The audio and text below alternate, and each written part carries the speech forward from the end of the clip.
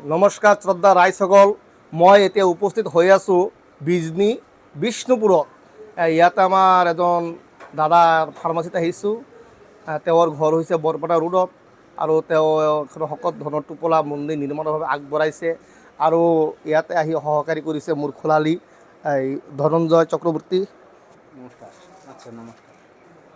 আমাৰ নাম আপোনাৰ নামটা কি? আমাৰ নাম ধনঞ্জয় চক্ৰবৰ্তী। আচ্ছা, আপোনাৰ ঘৰ? আমাৰ ঘৰ বিষ্ণুপুৰ অঞ্চলত হয়, বিজনিৰ উত্তৰ ফালে। দাদা আপোনাৰ নামটো জনাব। নমস্কাৰ, মোৰ নাম হ'ল সুখদেৱ মল্লিক। মই চিৰাং ডিষ্ট্ৰিক্ট বিজনী বিষ্ণুপুৰ মোৰ এই ঘৰ। মই ফাৰ্মাচী কৰোঁ আপোনাৰ অৰিজিনেল ঘৰটো বৰপেটা ৰোডত? বৰপেটা ৰোডত। ইয়াতে দোকান কৰা কিমান বছৰ হ'ল?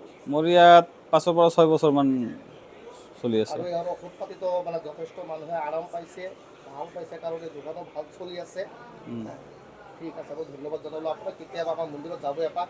ঠিক আছে, সিফালে যায় মানে নিশ্চয় সোমাব। ঠিক আছে, ধন্যবাদ।